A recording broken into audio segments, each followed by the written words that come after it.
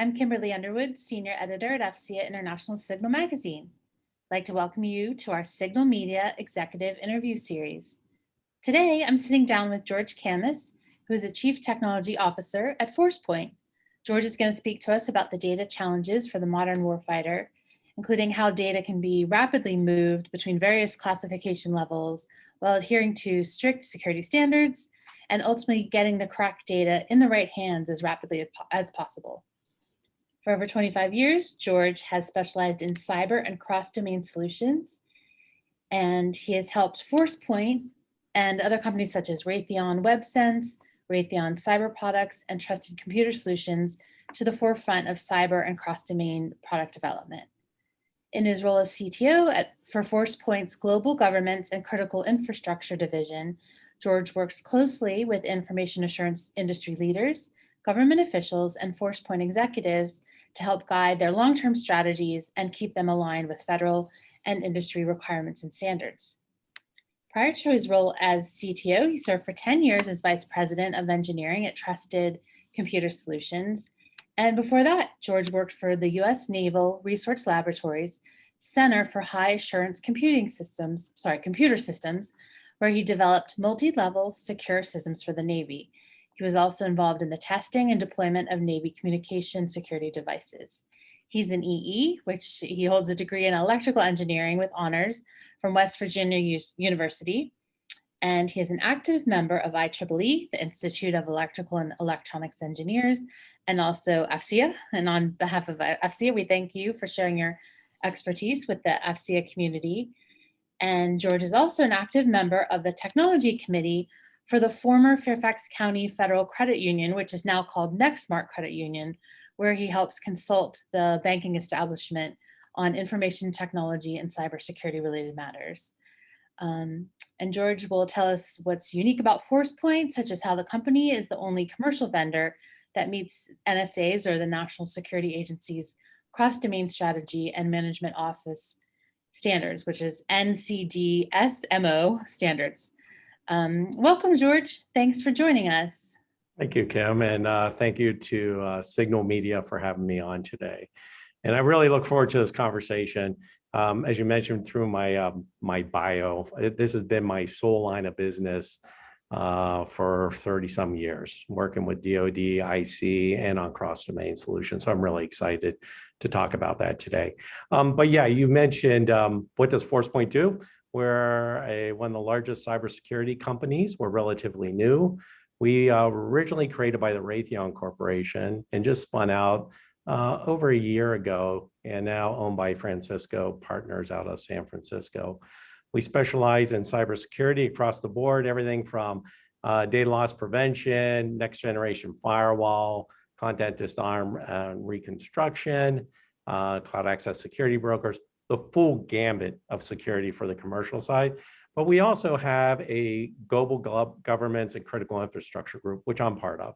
And our primary focus is DoD, IC, and our Five Eyes partners, and providing them with specialized systems, many of which are ITAR controlled, for both cross-domain, insider threat, data analytics, and so forth. So thank you. Thank you for having us.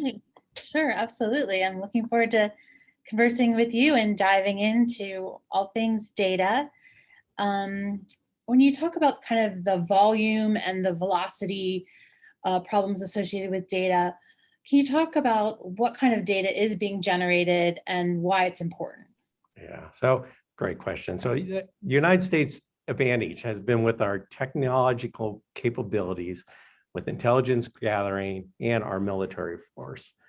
Now, by seamlessly providing information to our warfighter, it has put us in a very unique position in the world. In addition, as you mentioned, we're continuing our advantage by leveraging new technologies, such the power of cloud computing. And as we've seen both in the IC and DoD, we are fully invested in the cloud and moving forward with that. And by leveraging the compute, the storage, the scalability, and machine learning of the cloud, we're taking advantage of the latest technology today. And that's solving our volume and velocity of data problems. However, that's just one part of it, right? That's just the cloud or enterprise level. We also need to look into hybrid computing because we do a lot of compute at the tactical edge. We're generating also a tremendous amount of data at the tactical edge. I look at the tactical edge as like, our home computing, whereas we have the cloud, right? Google, Amazon, Azure as cloud services in the consumer market. And on, the personal consumer side, we have IoT sensors, right? We have video doorbells, we have smart cameras, we have Alexa. We just generate a tremendous amount of data and push that up to the cloud.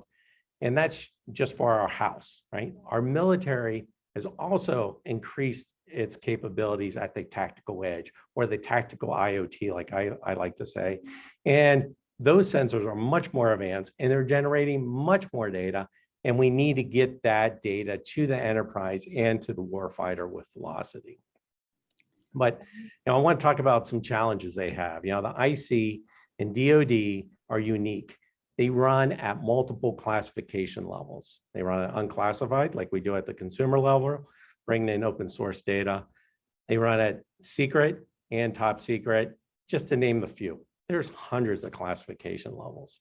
As I mentioned, they collect open source data at unclassified and bring that in, pass it to the warfighter, and the same thing at the intelligence side at TS. We're bringing in a lot of TS information. We need to pass it to the warfighter operating at the secret level. And these networks are not a single internet like we know it on the consumer side. They are separate, distinct networks isolated from each other. So information sharing is very difficult. It's extremely difficult. As a consumer, someone just rang my doorbell earlier today. I got an alert on my phone. I got to see their video. I got to talk to them. It was seamless. But in the DoD and the IC sense, it is not, because we're capturing data at one classification level and we need to move it down to another classification level to a network that's disconnected. So, how do we work that from, being completely seamless and with velocity? That's the challenge. For data collection in a multi-domain environment, collaboration with multiple agencies and allies needs to happen, as you mentioned, and that collection needs to be rapid. How do we reduce latency in systems from field to top secret and other top secret levels? Thanks. Yeah, so this is one of the driving factors for the DoD's creation of the Joint All-Domain Command and Control, or JADC2 program. It is DoD's attempt to answer the need as a construct for connecting distributed sensors, effectors, and command and control centers along with our allies into a consolidated fabric. By better facilitating and optimizing these data exchanges, we hope to maximize these distributed platforms into one common C2 platform. Because right now they're somewhat disjoint, right? We need to use all this power collectively across the board. And as I talked about earlier, the DoD operates at multiple security levels, unclassified, secret, top secret. But we also connect to our partner networks that are classified too. So releasable partner X, releasable partner Y, or secret or releasable, secret releasable Z. So many different classification levels. So in order to create a truly centralized command and control, information must be able to move safely and seamlessly between these different domains, where that means downgrading information from top secret to secret, or going from secret to secret rel, or moving unclassified information up. We need to be able to do this seamlessly and secure. And that's where cross-domain solutions come into play. Cross-domain solutions consist of both transfer and access solutions. A cross-domain transfer solution provides the ability to securely transfer information across security domains or classification levels.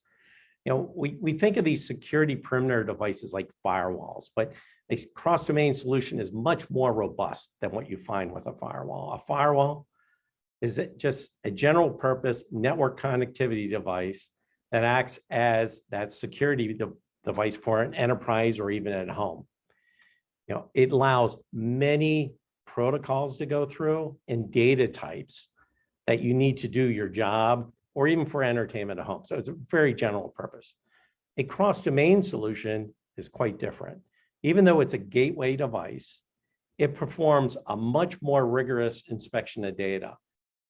It allows only specific systems to communicate to it. So it's not like anyone in the world can connect to it. So the systems that are defined.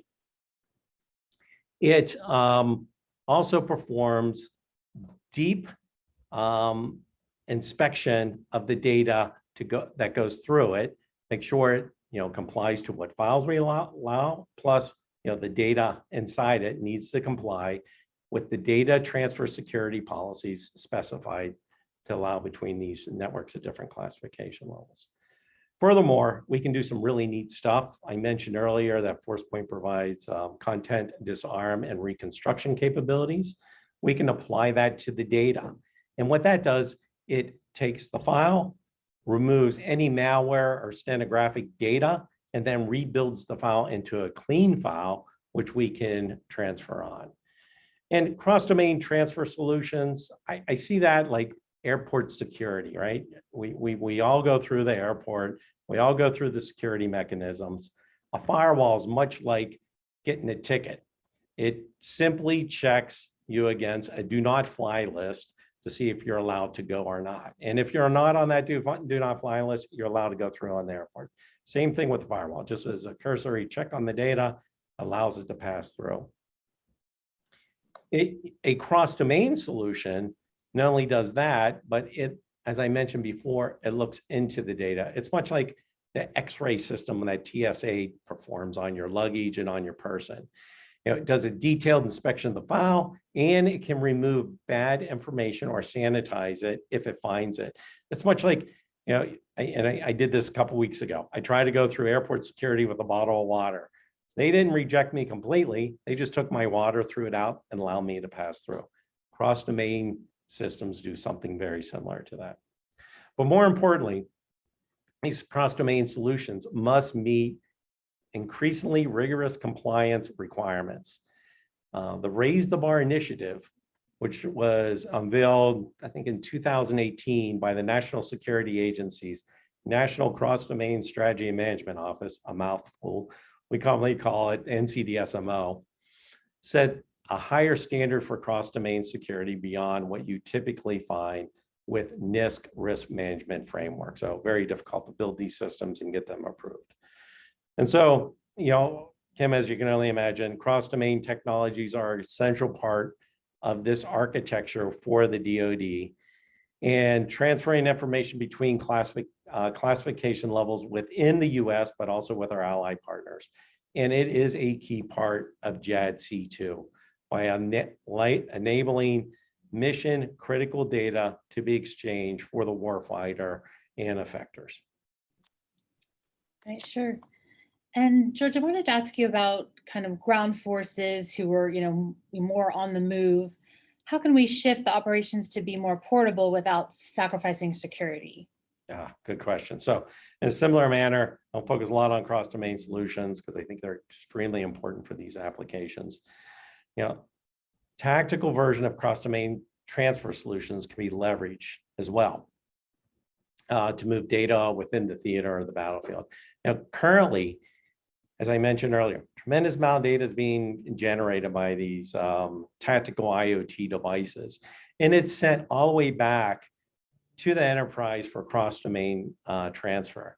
This takes a lot of time, increases latency, it clogs networks by consuming additional network bandwidth, and it makes no sense to take unclassified data like gathered from a handheld drone to look over the battlefield at the unclassified level and send it all the way back to the United States to have it upgraded and then sent back down to the warfighter on site. So huge penalties in latency, right? Or in time to get into the warfighter. So we see the warfighter being able to benefit from tactical level cross-domain solutions and taking that data generated locally, do the same thing that we do back in the enterprise, but at the battlefield, and push that data up to the tactical secret level so the warfighter can do their job more effectively. So I think that's key.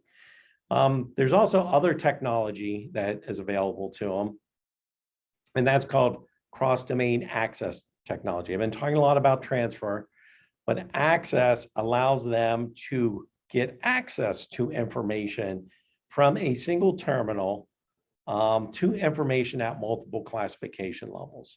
So a warfighter from their laptop can now get access secret, top secret, secret releasable A, secret releasable B, secret releasable C, all from one terminal.